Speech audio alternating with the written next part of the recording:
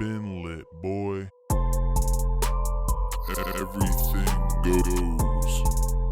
We now return you to regular programming.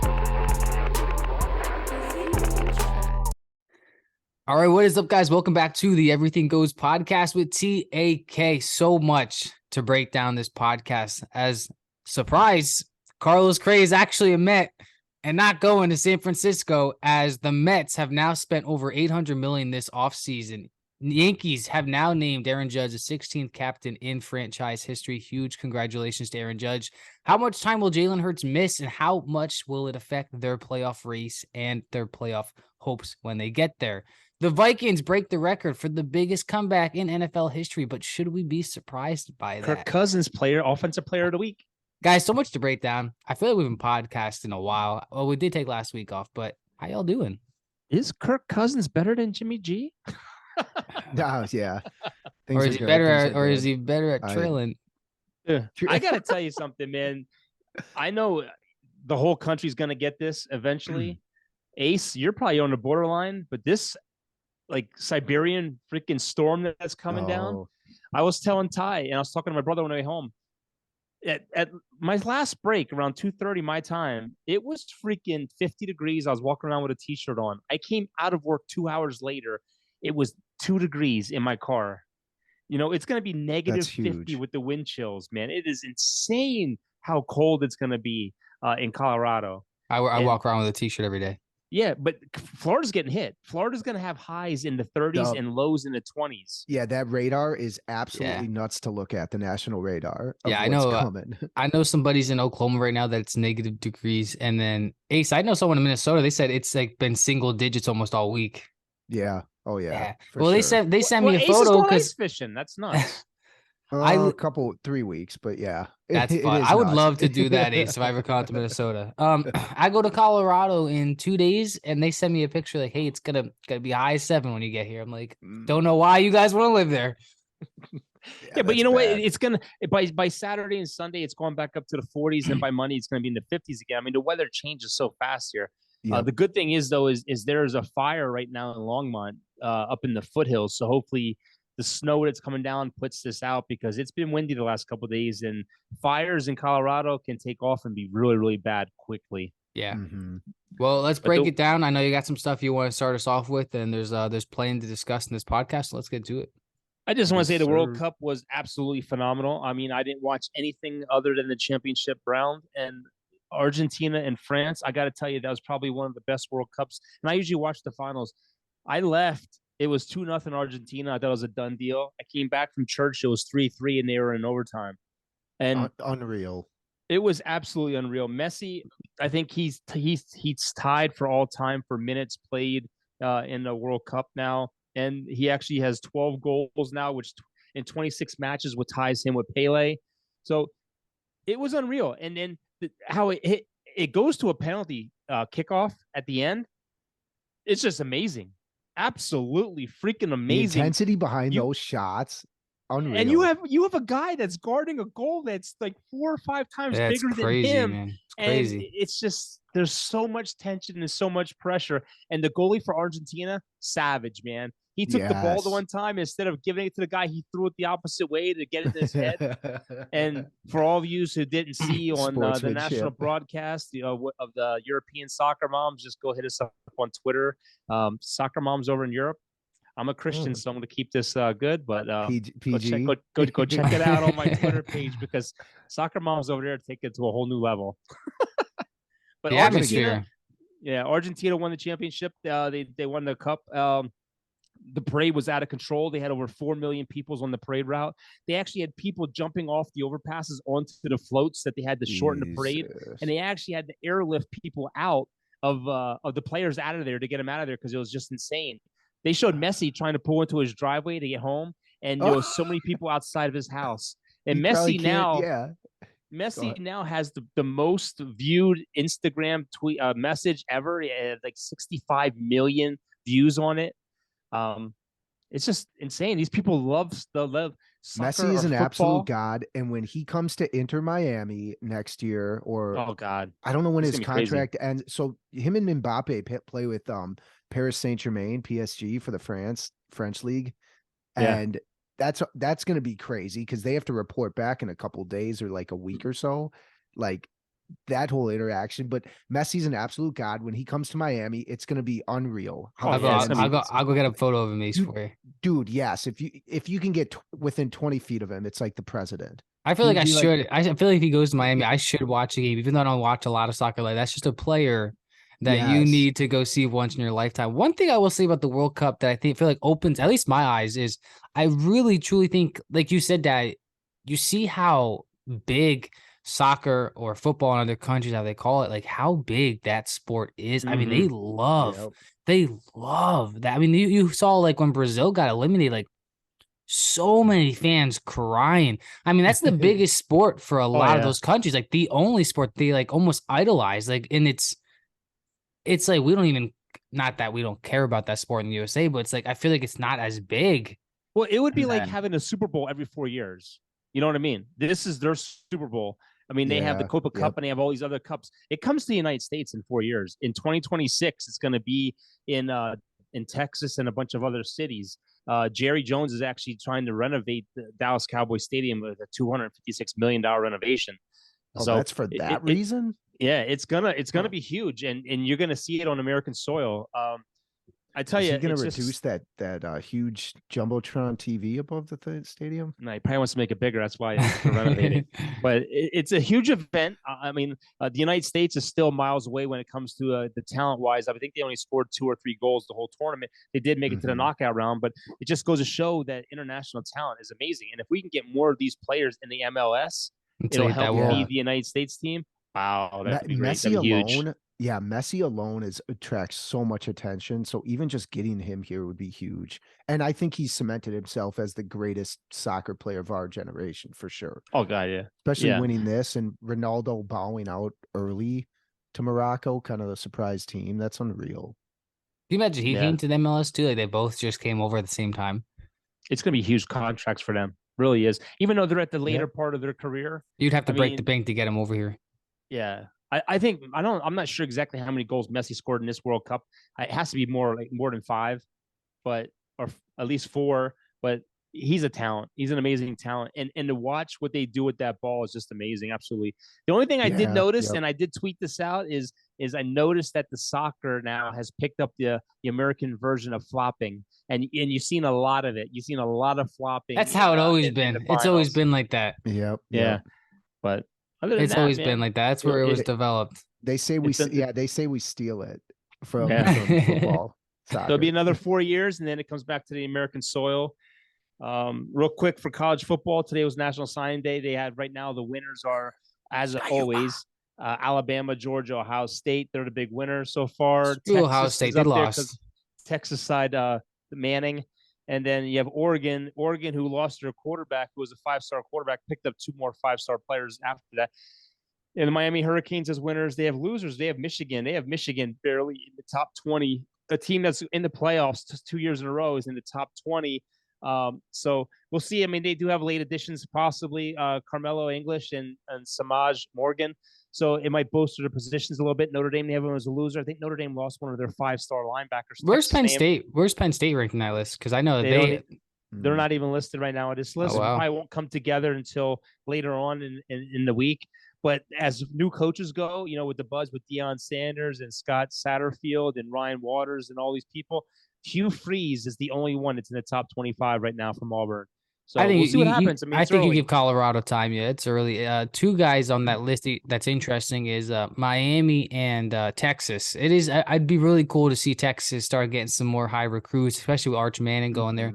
And I know Miami was doing well, but Tyler Van Dyke he got injured a couple times throughout the season. Drake May might transfer potential. I don't know if that's. There's a lot of guys that might transfer. Yeah, and especially since it's kind of the wild west. Chris, you might have mentioned this last week or whenever the week before. 2,000 plus recruits have entered the portal or something ridiculous. It's what the one thing I hate about this whole portal thing and this whole NIL thing, the NIL money, they're projecting the NIL money to be over $1 billion this year, and they're saying that the University of North Carolina, I think it is, their quarterback, he's on their roster. There's 2 teams that are offering him $5 million to leave that school to come play at their school. Heartbeat. That, I'd that be should be gone. illegal. I'd be That gone. should that should be illegal. I mean, that's like this guy is on a roster already. He's not in the transfer portal. I just Yeah. think this is ridiculous. I think there was like 4 or 5 Uh, quarterbacks that left their teams today to go into portal. I don't think it's good for their careers to keep jumping around like No. that. But what are you gonna do? I mean, this is crazy. Like Texas, they just sign Quinn Ewers, whatever his name is. He was like the number 1 or number 2 quarterback. They just signed him 1 year ago, 2 years ago, and now they signed Manning. So now this kid's gonna probably have to jump out of there and go to in the Or you're going to portal. see like an Alabama situation where they have these stud quarterbacks that play 1 year and go in the draft. Yeah. Yeah, true. So they got to come up and they got to figure out a way to police this nil stuff because it's getting really, really out of control. And it's just at the end of the day, the kids are going to be the ones that suffer. They really Yeah. are. Big week next week, absolutely. though. Big week next week, though. Oh, Yeah. championship. Yeah, Semis? I Semis? still, you know what? Can I still think it's Georgia. I think it's Can I Georgia. can I quickly ask, did the Gophers make top 25 for draft picks or for signing?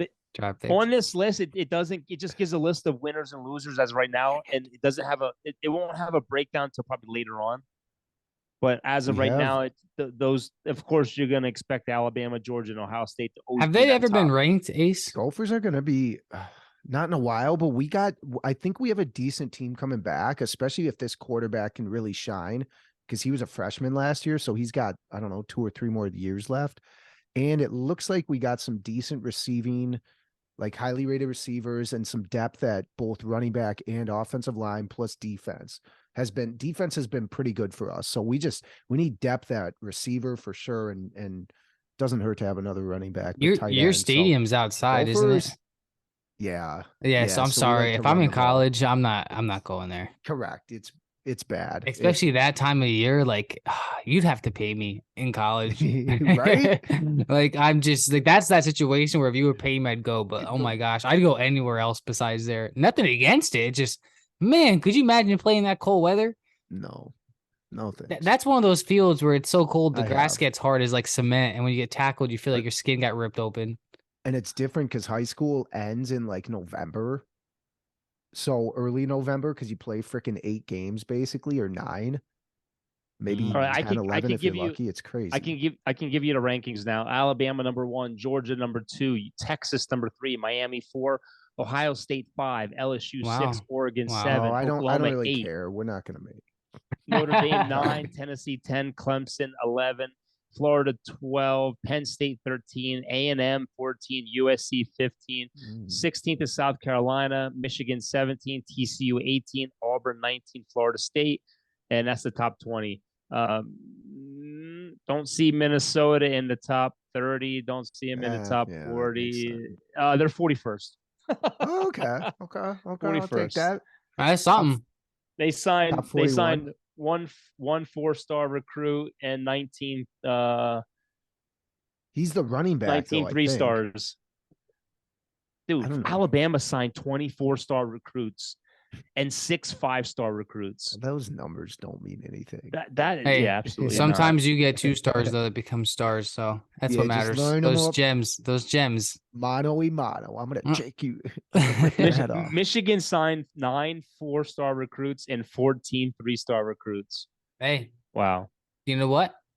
Hopefully we got a good staff that turns those 3 stars into 4 stars, those 4 stars into 5 stars. Like, come on. 5 stars get drafted. Come on now. Next you know, And, those and 3 stars. you're absolutely right. Half these kids won't play next year anyway. So, this is going to be more towards the 2024 2025 season. So Yeah. whatever. Don't I matter. think Colorado will make a jump too. That's a school I'm gonna like to watch. By the way, I watched his son does YouTube videos for him that he like videotapes for their like whatever they do during the day, and he was showing his dad's office. Like that field for Boulder, that is a beautiful field. Like literally, you walk out of his office and the mountains are in the background of that Oh. stadium. I was like, dang, no. I texted my brother. I was like, why'd you choose Colorado State over that, man? That's beautiful. Colorado right now is 53rd. They have 2 Colorado State 4 similar, I bet. Colorado has 2 4-star recruits and 13 3-star recruits. Hey, But they're that'll gonna change. get more. You're gonna get portal guys. You're gonna get a bunch of different people. So Yeah, I It'll was change. thinking maybe He's a great Travis Hunter. Dion's a great recruiter. Yeah, he You is. got to give him that. Maybe some guys come from Jackson State, like his son, the quarterback, is coming, who isn't very good at Jackson State. Maybe Travis Hunter, who was one of the top 3 recruits like last year, 2 years ago. Maybe he'll follow. Who knows? Yeah. That's all I got for football.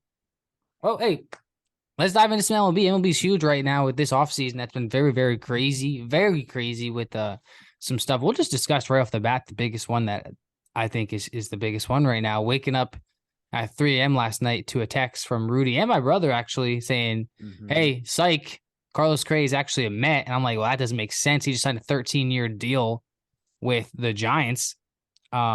So they don't know the actual specifics yet on why during that physical the Giants had concerns with that physical. All I know is that there were concerns when they did the physical, and then it was like the Giants kept kind of dragging their toes, pushing the press conference back and back, and then Correa is like, hey, like, what's going on? Next, the Mets swoop in, and I have the number here somewhere. It was here just 12 years, $315 million. His deal with the Giants would have tied Harper's for the biggest in the history. But Ace, how do you feel as a Twins fan? Like, is that something you think the Twins would have offered him, or no? There was a report that came out that we offered him 285 for, I think, 10 years, maybe 9.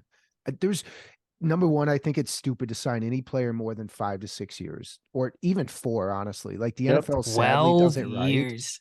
Yeah. Like, hey, the average lifespan in baseball though is a lot longer than football though. Yeah, but let me ask you consistently something. playing at a high level is not going to happen 162 games for That's true. 10 years. It's just at that, especially now, there's bigger athletes. These guys, yeah, they take care of their bodies more, but I think that also leads to what the Twins frickin' did, which is managed Byron Buxton. They managed him and they managed Correa to some extent down the end, like toward the end of last year. So, but they haven't traded Arise yet, so I'm still on the Twins bandwagon. If they trade Arise, I will root for a different team in the division. And I think I might actually play like a dice game or draw like a card number on here when we do it, if this happens, just for the sheer fun of it. But I'm upset. But they weren't going to sign him to that much money at the end of the day. So I'm glad he's in the NL. He's away. He's in the NL. So. You guys remember when like 200 million was like the max, like people wouldn't want to go over that, even 100 million, man. The freaking Mets now, their salary for next year is $376 million. That's for this year. They spent over $800 million on their free agency. Say that again. 800 million. Yes. Between the luxury tax and the penalties for going over the luxury tax, they're going to be paying over $500 million of salary next year. Their $376 million is $100 million more than the Dodgers, who are in second behind them. Does this open the door for more teams to start spending like crazy and saying screw the luxury tax? I think you have to if you want to win. At the end of the day, if you want to get good talent, you got to spend money. I have a picture. Does this guarantee you a championship though? If you have billion-dollar owners or if you have owners that are worth a ton and they can spend that money, they're going to do it. Like it doesn't guarantee a championship, but I think it recruits more guys. I mean, the tax number one in New York we talked about is pretty rough, so it's not like they're getting all this money anyway. But Ty, similar to football, guys don't want to really come to Minnesota to play baseball either. But I think you're seeing all these guys load up on this team. You're like, oh, New York, that's a big state. Hey, I got a picture here of last year and this year, just some big numbers. So last year they did Francisco Lindor, $341 million, 10 years. They did Max Scherzer, $130 million, 3 years. And then this year you got Edwin Diaz, who I didn't even think they were going to be able to afford, $102 million, 5 years. Brandon Nimmo, $162 million, 8 years. And then Carlos Correa, $315, 12 years. So, I mean, I feel like the Mets are being smart with it because they're not 4-year deals. They're 5 years or bigger, so they're spreading out the money. But, I mean, you have some of these guys locked in. I mean, Francisco Lindor, you have Pete Alonso. Now you have Carlos Correa. You have a good outfield. You brought the bullpen back because they got Ohtani back. Not Ohtani. It's a good core. It's honestly a really good core. It is. Wasn't Nemo? I know who you're thinking of. Nemo. Ty, I know the guy you're thinking of. Nemo. No, Marte. No, who's the guy? Ty, you're thinking of somebody. I was thinking of the reliever that pitched for the Yankees, and he's in the Mets now. His last name is like, it starts to know. I can't remember. It's been a while since I've been in baseball mode. But I think the Mets, I mean, you lose DeGrom, you get Verlander, but you still have Scherzer. They brought their bullpen back. Like I'm intrigued to see how the Mets play because obviously they struggled a little bit Yeah. towards the end last year. That division's tough though. That division's tough. Atlanta Braves, the Philadelphia Phillies, Yep. the Marlins aren't the greatest team, but we've seen the past 2 years while doing this podcast that they've been getting better and better. But that I feel like, Dad, to answer your question, though, Well- that's a division that I feel like you kind of have to start spending because that division is loaded for a while. If you look at the Phillies, they're locked in for a while too with those guys. I think, yeah, Phillies, especially with the Harper signing, sort of shifted that weight rather than to the Dodgers, the NL East. Because even the Padres, you could look at the West. The East and the West are really, really spending, especially the Padres and the Mets recently, and the Phillies. Yeah. Well, the Dodgers, all five. But the Braves, ho hum, they might have the best freaking pitching rotation in that division, if not the NL anyway. So it could all mean absolutely squat, which is Could. kind of funny. You could. Well, you know who's smiling? All the super agents that are sitting back and Oh, yeah. you know, I mean, look at alone just the shortstop free agents this year made combined over $1.5 billion. That's what is that? Five shortstops? Sick. I mean, was it Correa? It was Swanson, And Trey Swanson still has to Turner. be. Who No, else? Swanson just signed. I know, but who Did else? Who else? Cubs? Who else were the free agents? It Oh, was Trey Turner, Trey Turner, Swanson, Correa, Correa. Who else? Bogarts. Bogarts. Yeah, he went to five the Padres. Didn't he? shortstops. Five shortstops, and Yeah, Swanson got Padres. the lowest of all the deals. Yeah, well, let's talk about Swanson. He did 7 years, 177 million to the 177 million. Cubs. To the Cubs. He said, now, number one, can you even name anybody in the Cubs right now? I can't. No. They traded Contreras. Oh, yeah. Can't. He said that he's a homebody. He's from Atlanta. He would have loved to play for Atlanta. He said he said that he reached out, but that they didn't really offer. He kind of felt like they wanted to move on, which, if that's true, makes Ooh. no sense because you're a team that was just in the World Series. You lost Freddie Freeman. You got Olsen. All right, so decent replacement, pretty good replacement. Why would you not keep Swanson? Remember Freeman though? There was rumors that came out with whole Freddie Freeman trade that he didn't really want to leave either, and they kind of And he denied that, but so maybe he denied that because he likes Atlanta. But maybe there's something shady going on in the inside of Atlanta. Yeah. Because Swanson, he said he picked the Cubs because that was his grandfather's favorite team. So, and he just got married to a soccer player, and she plays for the Chicago team. So, I mean, it works out for him. Works out for him. But I mean, hey, if you're gonna start building some talent up in Chicago, I mean, I guess Swanson's the guy to do it. They honestly, they could be like the Orioles, where they take a step forward this year, kind of like what the Orioles did last year. Yes. Like you said, Ty, I have no clue who's on their roster, to be honest, but they always rave about young talent. I don't know. Maybe I'm completely over speculating, but I could see them. Swanson's a good player. I would have loved to have the Twins sign him, especially knowing we wouldn't have gotten Correa. Yeah. And that's a little bit more money, but it's the same years as what Buxton's getting. He got like a 7-year, 115 or something. Yeah. So I think one free agent signing that kind of made me upset was Andrew Benintendi signed with the White Sox for 5 years, $75 million. And it was rumored that the Yankees did offer him a 4-year contract. And I don't remember the exact number, but it was a pretty good price. And I was just like, all right, I mean, I guess screw us. I guess you didn't want to come back to the Yankees because we would have had a stacked outfield with him, Bader in center, and Judge and right. yeah. You know, the only player I know on the Cubs, and this is just looking at the roster, is Ian Happ. That's it. Yeah. And They got rid of a lot. Because didn't Yan Gomes play for Milwaukee? And the Guardians. Yeah, I mean, the Guardians, But they were They picked up Indians Cody. by- They picked up Cody Bellinger.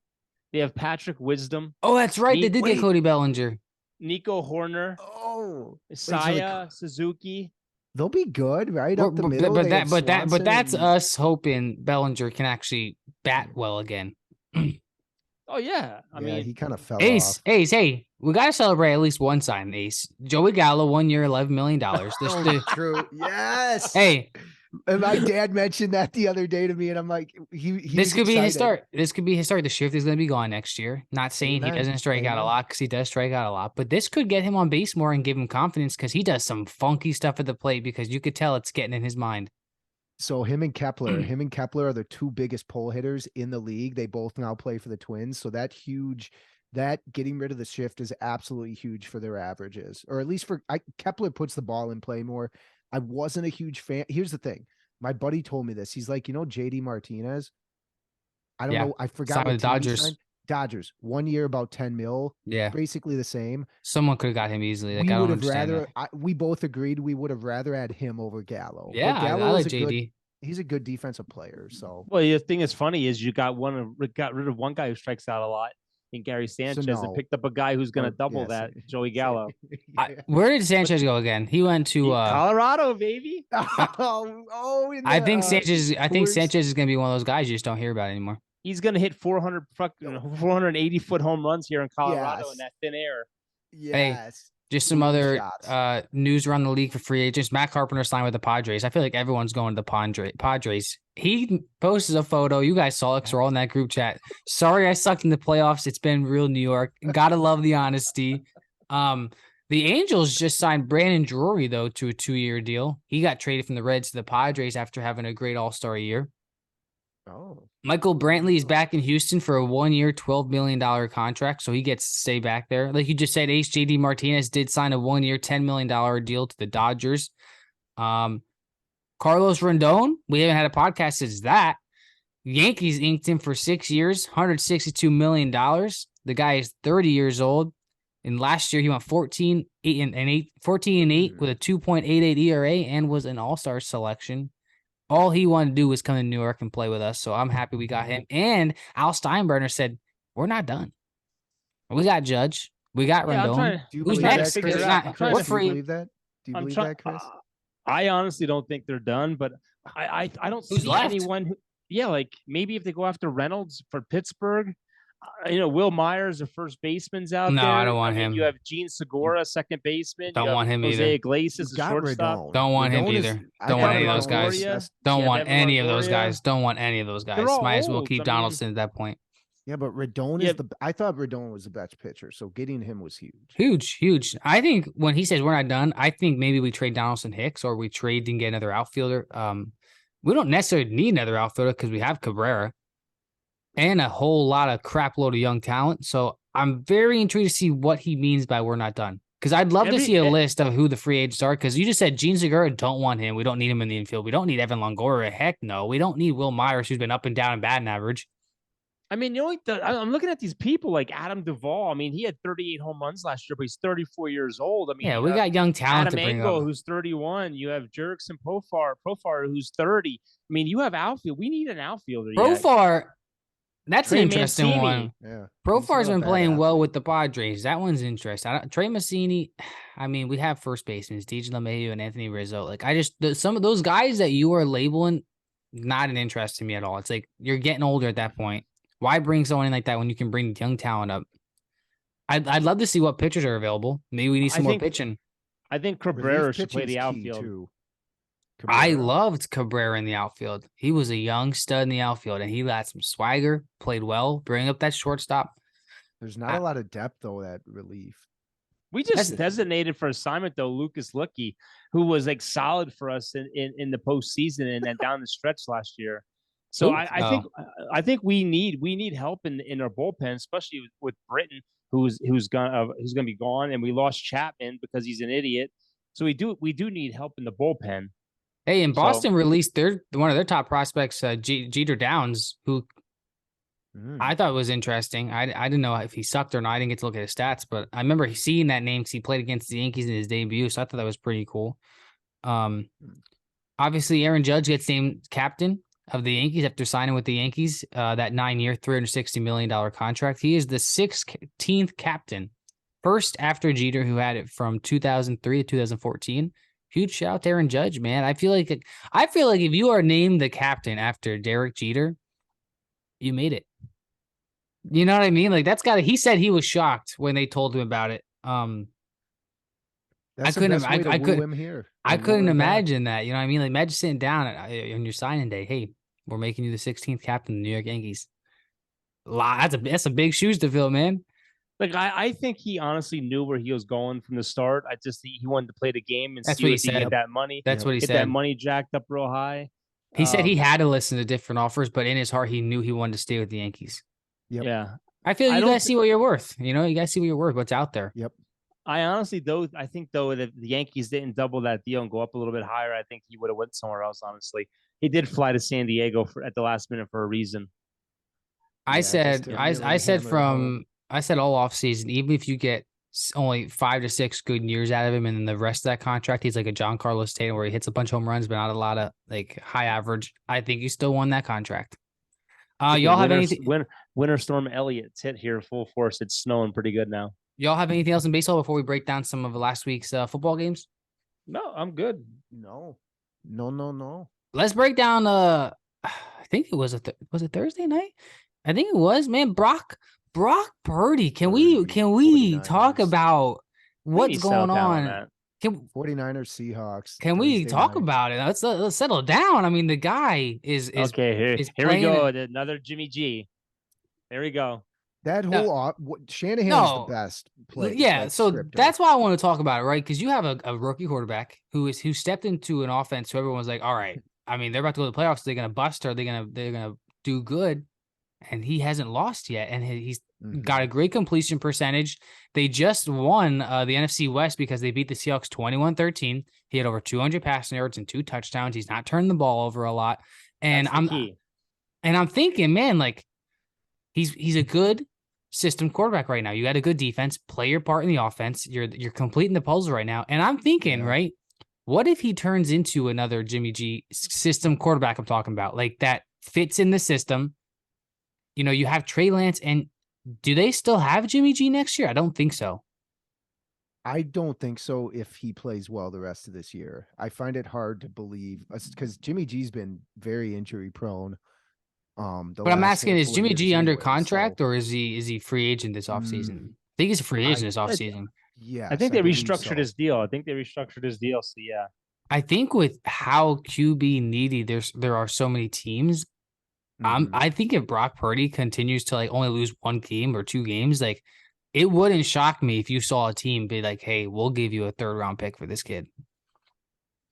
And that's where I was going with that. I'm not saying this kid's going to be good. I'm saying this kid is winning. Financially for the 49ers, I'm sure they want to re-sign McCaffrey or whatever deal he has left. Or there's knowing that you could potentially have rookie contract quarterbacks is huge for a team that basically can win now. McCaffrey's doing great. I think it was Dad that said on this podcast that McCaffrey's not going to win them the games, but he's going off for them. God, yeah. He is like if you look at their stats since he's joined that team, they're a better team. Yeah. And then Debo gets hurt, but it still doesn't even matter. He should be coming back though. You know, real quick, the NFL just announced the Pro Bowl. Yeah, here we go. We're gonna talk about Dallas. Ooh. No. I saw this picture that Noah sent. 6 NFL teams are sending at least 5 players to Las Vegas. It says where the flag football game will be played. LOL. I don't know why there's a Pro Bowl anymore. Why are they going back to Vegas? Isn't this how freaking Kamara got in that? Yeah, it is. The Eagles lead all teams with 8 players. They're sending AJ Brown, Landon Dickerson, Jalen Hurts, Lane Johnson. Lane Johnson, by the way, who hasn't allowed a sack in 17 games. Jason Kelsey, Hassan Reddick, Miles Sanders, and Darius Slay. The Cowboys, the Chiefs, the Baltimore Ravens, 49ers, Minnesota. Minnesota's sending 5. All the others that they just mentioned are sending 6. So half these guys aren't going to go to it. Let's face it. Patrick Mahomes, Josh Allen, Joe Burrow are the starting quarterbacks. They're not going to go. Saints only have one guy, Demario Davis, who, in my opinion, is the most underrated linebacker in the league and could have been to 5 straight Pro Bowls. So applaud to the Eagles. They have the eight players going, but let's face it, they're not going to be going. So anyway, there you go. There's your Pro Bowl. 8 players, I guess. Yeah. Tons of fill-ins. Get ready for tons of fill-ins. Let's discuss some of these games, and then we'll do some predictions. First game I want to talk about, Jacksonville versus Dallas. Okay.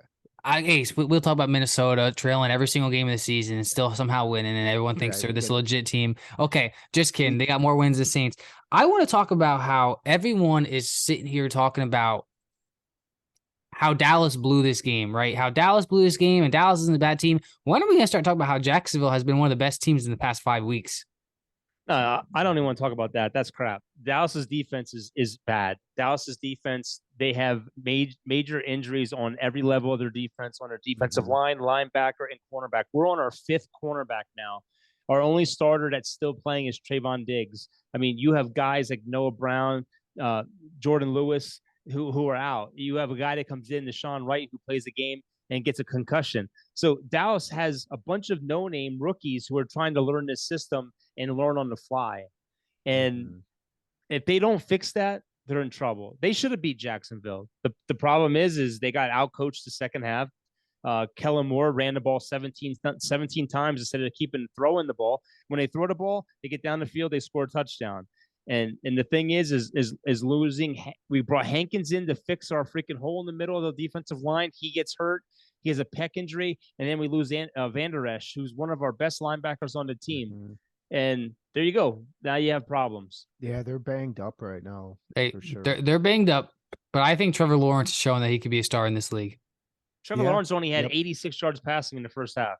Hey, what matters is the second half, though. You're right. He ended with 4 touchdowns and 318 pass yards, and he's been. If you look at his past 4 games, he has been slinging the ball against some pretty good teams. He's an accurate quarterback too, which helps a lot. Yeah, and they're looking confident in their game. And I mean, he's got 14 touchdowns in his last 5 games, and I think 2 picks. I mean, he is playing solid football, but Dallas, just like they did against Green Bay, they gave that game away.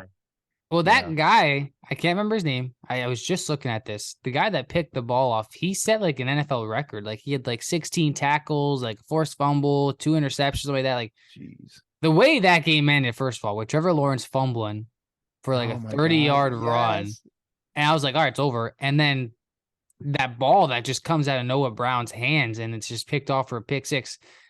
It's very similar to the Patriots ending, which I don't know if you guys saw that game. No, that's bananas. And I talked to my dad about that. You're throwing the ball 30 yards backwards to Mac Jones to end that game. We're not even going to talk about it, but that was the oddest. This was the oddest week for sure of the year. Yeah. But you know what? The whole season has been, it's been a whirlwind. It's so competitive. You know, you have teams like Jacksonville who could still win their division. You have teams like Detroit Lions who just all of a sudden came out of nowhere and are playing solid football. Right there in the wild card. Everyone in the NFC South is 1 game out of first place right now. Yeah. And I said the Saints are going to win that division. How crazy the Dallas Cowboys will be going to New Orleans and playing New Orleans first round of playoffs. Yo, how about Tom Brady beating the Bengals, and then they blow a 17 point lead, I believe it was, in the second half. Yeah, down 4 turnovers, nothing at half. Wow. Let's talk about defense is solid though. The Bengals, they're somewhat underrated. Go. Next year, there's 2 teams I feel like I'm intrigued to watch. Chicago Bears and the Lions are 2 of those teams. Bears played well. Again, almost beat the Eagles. Jalen Hurts didn't throw 1 pass touchdown, but he did rush for 3 touchdowns. Justin Fields had another highlight run where he was just stuffing guys, wouldn't go down, and scored. But that's the thing, too. That's the funny thing, as you mentioned that right there. You have Eagle fans tweeting me on Twitter saying, oh, I can't believe the Cowboys are losing to the freaking Jacksonville, as you're struggling against the freaking Chicago Bears. And the Colts. You struggled against the Colts. You know, Jalen Hurts, they're saying it's just a sprain, but there's rumors. Brian Broaddus has friends in high places. That's worse. And they're saying that it's worse than what they're letting on. So it took Dak Prescott 6 weeks to come back from his shoulder injury. And if he's got an AC joint problem, they're covering up. You know, the guy runs 154 times this year, and you're expecting him not to get hurt. Yeah. That's why I hate running quarterbacks. Josh Allen's going to be the next one. And, well, not only that, but look at Lamar Jackson, why he's out right now, too. And, and you can on a contract I hate to year. say it. I wish he got the contract to begin the season, but you can see why the Ravens are kind of, being coy with it. Yeah, but did Hurts get injured from running, or is it from throwing? From running. He got hammered. He got hurt. Yeah. He got hammered twice in that game. And you know what sucks for Lamar? He's got no agent. Lamar has no agent. You know, he's in a contract year. Now you're injured. How many games has he missed now? Guess what? Now the Baltimore Ravens have the ball in their court. Yeah, but maybe the person like his mom or something knows some. You know, you don't got to pay your agent then. You're getting more money anyway. Mhm. The whole Jalen Hurts thing, I love Jalen Hurts, but this Great could not have quarterback. happened at a better time for the Saints, who I don't have faith to go far at all. But they play the Browns and then they go to Philadelphia. They go to Philadelphia and Jalen Hurts is injured. If we can win out, there's something Yes. cooking down in I'm gonna tell you Louisiana something. that is Listen, giving me a little bit of hope because we're getting Yeah. healthy. We have Yeah, one yeah. more player to come back on defense. That's all I'm saying, guys. We and are you know what? 90% healthy. The NFC East is still up for grabs. If Jalen Hurts is out, I mean, don't get me wrong, Gardner Minshew is a great quarterback. I mean, in 4 years, Yeah. that guy's got 41 touchdowns and only like 12 picks. He's got great numbers. But the thing What? is the Eagles are playing the Cowboys, who are trying to win a division. Then they Mhm. have to go and they have to play the Saints, who's trying to win their division, and then they got to play the Giants, who's fighting to get into their playoffs. The Cowboys got to play the Eagles, the Titans, who are trying to hold on to their lead, and the Washington Commanders, who are trying to get in. So this is all up for grabs right now. It's up Yeah. for grabs. Yep. Hey, let's talk about that real quick. Let's talk about how the NFL officiating should be fined as players are fined for these ridiculous flags. Ace, I was Oh, talking to my dad God. about this. The And the Giants and then Vikings. yeah, that game too. We'll get in that game after this. The Giants and Washington game. Such a huge game. It's on prime time. It was Sunday night. You have them in the red zone in the last seconds of the game. Terry McLaurin lines up. He looks at the ref twice, who, when he was interviewed, he said, the ref told me I was good. As soon as they say hike, he throws a flag and says that he wasn't lined up in the appropriate way. And that's mind blowing to me. If 2 times you look at a ref and he says you're good, and then he throws a flag, which they score on that play. So that's Mhm. taken away. That would have taken the game in overtime. Next play, pass interference isn't called while the whole receiver is like being tackled to end the game. And you know what's funny? As soon as McLaurin turned his head, that official had his hand on the flag before that play was snapped. Like That's crazy. Officiating should be judged just as hard as these stupid fines are judged for these players who their ankle shows. Here's a $50,000 fine. You jumped in a kettle. Here's a $15,000 fine. Like Yeah. the fines are ridiculous in this league, man. So ridiculous. I agree with that. We've Ace- talked about that before. There was some terrible plays and terrible calls.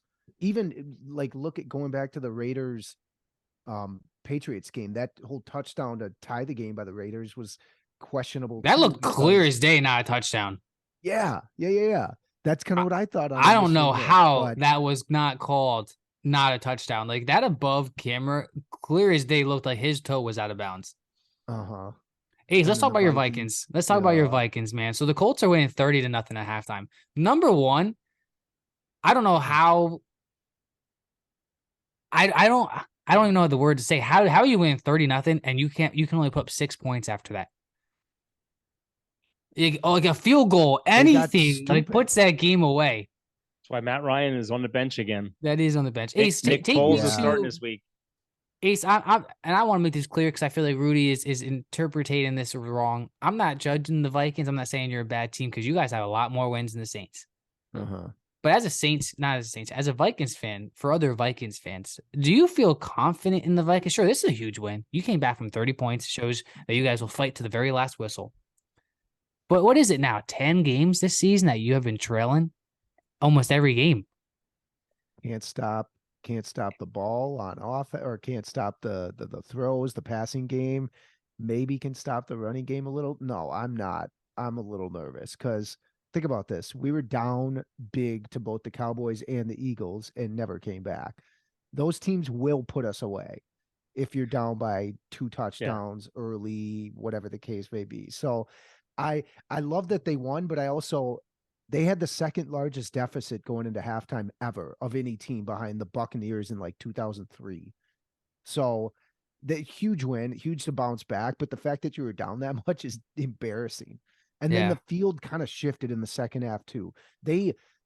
It's not like the Colts offense really did anything. They threw the pick six. Cousins Special did. teams, yeah, special teams was huge. They had that turnover that wasn't called, the fumble recovery, clear as day. The refs didn't give it to us, the Vikings. Jalen Rieger like messed up 2 routes, and one of them was that. Oh my pick God, that six. one he stopped on, he was like wide open. He would have had a touchdown. Yeah, which I think was intercepted or whatever. And so it's like There's some boneheaded plays, and The emotions were probably high through but that look, game. this Oh is my my God, only yeah. problem with Minnesota. And now we know when you get to the playoffs, magic can happen. It happened to Tampa Bay a couple years ago, and they Yeah. didn't beat one Yep. team over 500.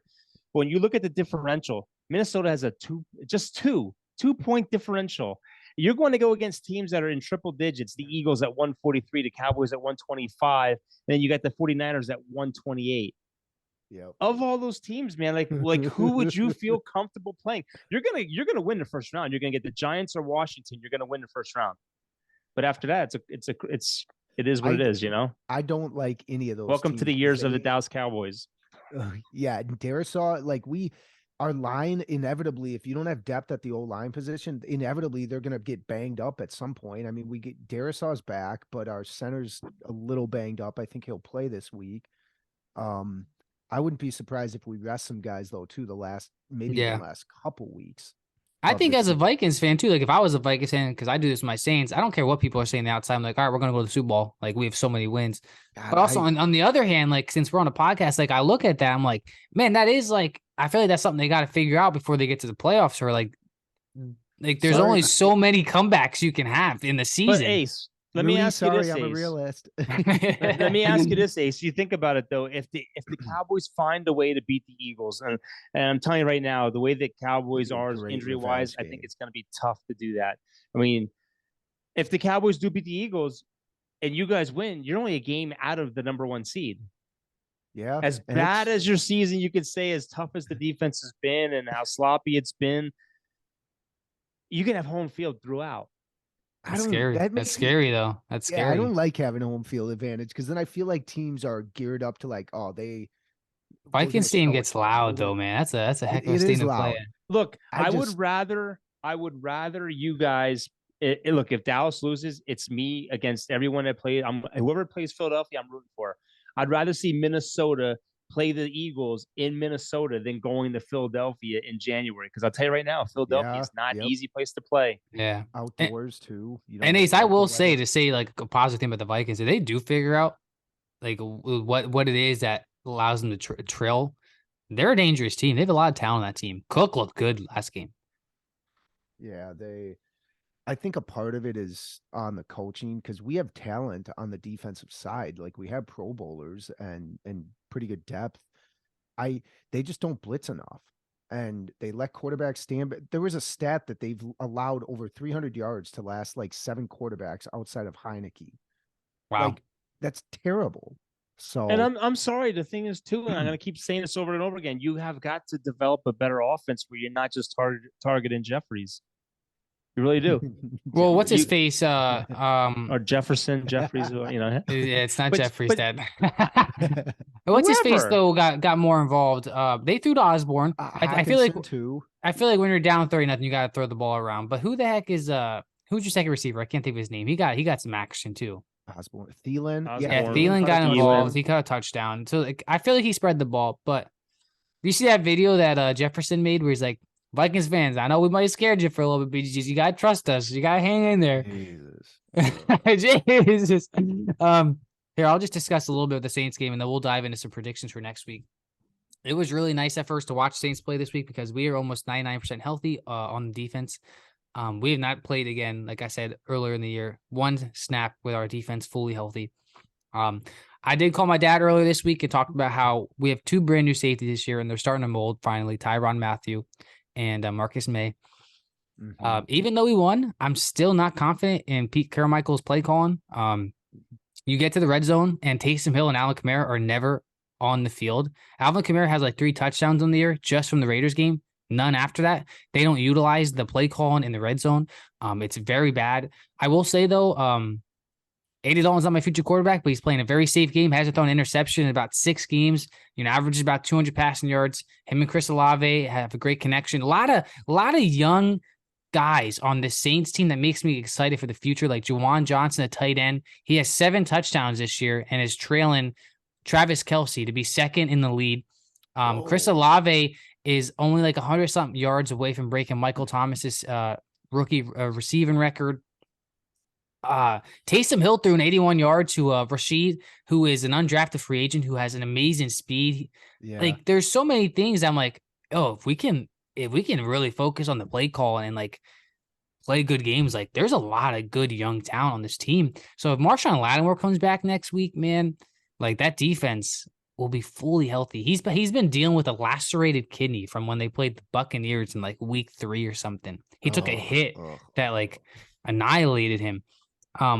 Overall, the Saints played good, man. Like, and the only thing, like I said, the play calling, you go up 14-0, and then it's like you stall out. It's like you can't do that, or else you'll never win games. You know what I mean? They allowed the Falcons to battle back.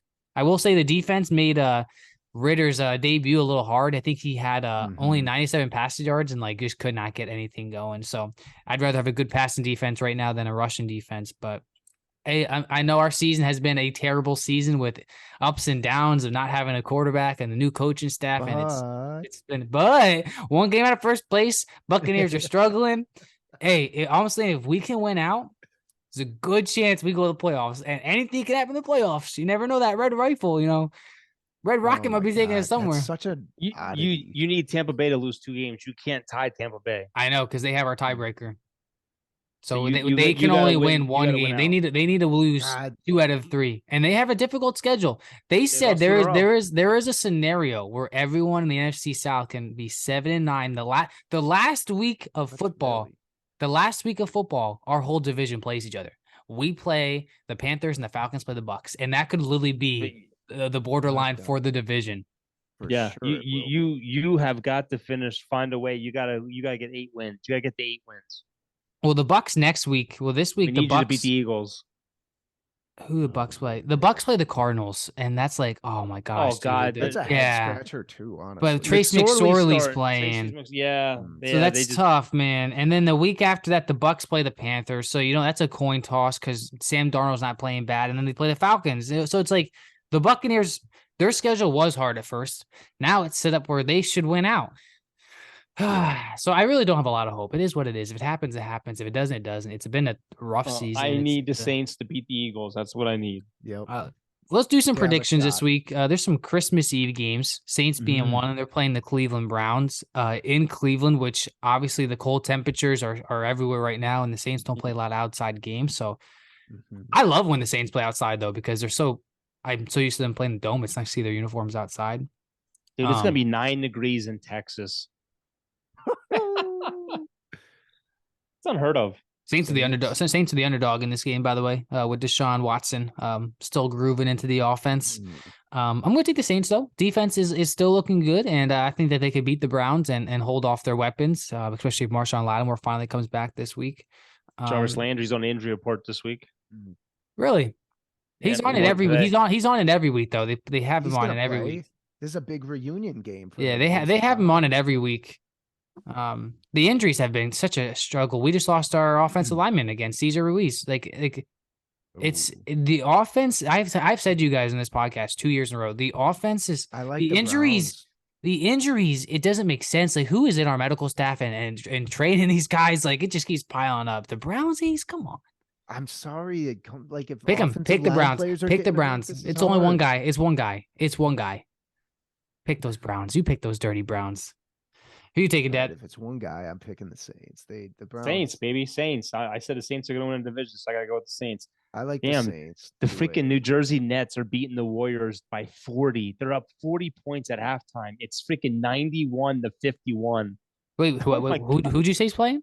The Nets and the Warriors. I thought you said New Jersey Jets. No, the Nets. 91-51 at halftime. Dang. Hey, crap. This would be an interesting game because both these teams are young and good. The Jets, who are now 7-7 and slowly struggling to fight even for the playoffs because Mike White got injured. They're playing the Jags, who are hot. But it's in New Jersey, New York Jets, even though it's in Jersey. If Mike White comes back, I'm taking the Jets. If he's out, I'm taking the Jags. I think he's out. If this were to be a Sunday game, maybe he plays. This is tomorrow. I like the Jags. Yeah, I think this is the Thursday game. Yeah, there's a lot of Christmas Eve games. You know, it's funny. Someone put out on Twitter, one of these blue check guys put out, the NFL needs to come up better with scheduling games for like Christmas. These are like blah games or whatever. And I go, yeah, the NFL needs to be smarter in August when they make their schedule so they know how teams are going to be in December. Yeah, Yeah. fucking idiots. Yeah, there's only 3 Sunday games. Most games are on Christmas Eve. Are you kidding me? Even with Minshew in there, the Eagles Cowboys game is going to be electric. Oh, it's a divisional game. Let's pick that game. Eagles Cowboys. I'm taking Cowboys. It's in Dallas. I don't think Hurts is playing. Hurts isn't playing, but I tell you what, Minshew it doesn't matter. Dallas is going to have to play their best game ever. Yep. We saw And Minshew last year play well. He came in like what, Yeah. 2 games? He'll The be Eagles ready to have an go. amazing offensive line. The only thing this helps Dallas with is you don't got to worry about a running quarterback too much. I hope Dallas can win. I'm going to pick Dallas, but it doesn't look good, man. I think Dallas has a lot of injuries, man. I like the over in this game. It's Cowboys Stadium, and I like the Cowboys. Nice, the thing is about Sunday against Jacksonville. They're blaming Dak for that interception that hit the guy in the chest and it flew up in the air. Oh, geez, yeah. You got to go back and blame Kellen Moore. In that last possession, we had the ball with 1:31 left. You couldn't even get a first down to run out the clock and win that game. Yeah, That's I on wanted to- you, man. Yep. You run the first play, you get -3 yards. You run the second play, you get 3 yards back, and then on 3rd down and 10, you throw a 40-yard bomb. Yeah. Makes I no hate sense. being Not on even that to end your of it. number 1 receiver. CeeDee Lamb is the number 3 receiver right now since week 2 in PFF grades. If You throw it to Noah anything- Brown. If anything, don't give him a timeout left. Like, Yeah. come on. Yeah, I'll tell you what, if the Saints win Saturday, I'm in Colorado, dude, I'll be watching that Buccaneers game on Sunday night all night, dude. I'll be praying that a miracle happens in Arizona and Brady just has the worst game ever and Trace McSorley just devours God, them. Please. But the thing is Dallas has to win this game. I mean, if it is by chance that Hurts is out for the rest of the year, you've got to win this game. You still got a chance to win the division. So, and the division hasn't been won back-to-back years by a team in 18 years. So, It's Hey, incredible. I'm intrigued by this game here because the Commanders are fighting for a wild card spot and the 49ers don't really have anything to fight for at this point. But the Commanders have played good against some good defenses this year. So I'm picking the 49ers, but this is a game that I'm going to be excited to watch. I think that's going to be a close game. I think the way the 49ers are playing, it honestly is like plug and play at quarterback. If they're healthy on the defensive side, they're so tough to beat and match up against. So I got to go with the 49ers. They just seem to be hot and making a run right now down the final few games. Yeah. Who you taking, Dad?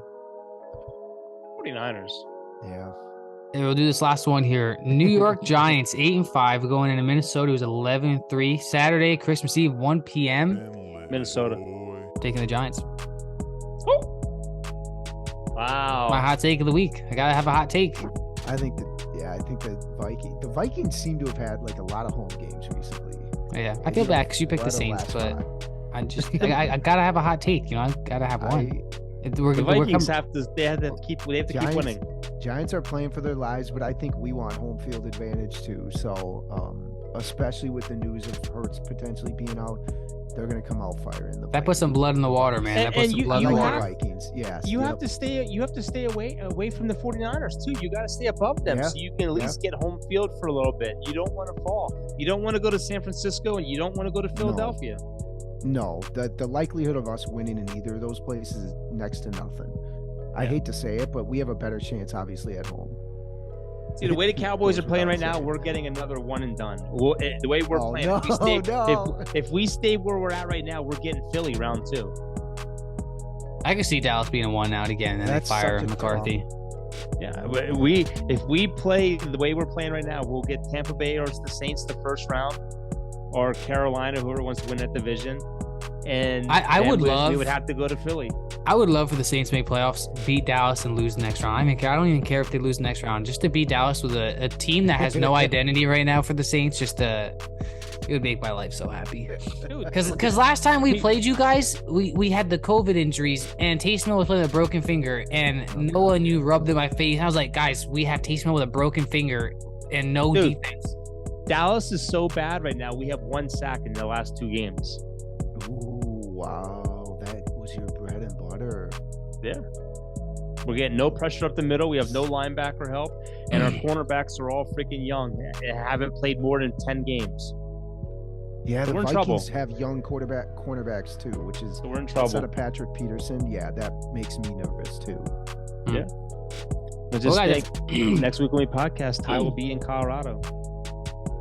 Yeah, hey, this is the last podcast Do before it Christmas too, man. So I just hope everyone has a great Christmas and stay safe out there with the negative temperatures that are roaming around the country right now. Bring your hat and gloves. I'm bringing two Just coats, one, man. just one, Florida's Ty. made me a little soft, man. It goes below 50 and I want the heat on. I'm gonna leave the snow in the driveway so you can get here and shovel it for me. Oh, what a guy. What a dad. I don't Well- blame you. Well, guys, we hope you enjoyed this podcast and our brilliant observations and picks that we do every single week. We hope you all have a great Christmas and just stay safe out there and really enjoy some family time and have a And great real one. quick, safety tip: don't use sharp objects when you're cutting your sausage. Yeah, we're happy Ace was able to save his finger. Save my finger. Stitched up, but hey, we're still going. So Merry Christmas to everybody. Yeah, Merry Christmas, everybody. Have a good week. Peace.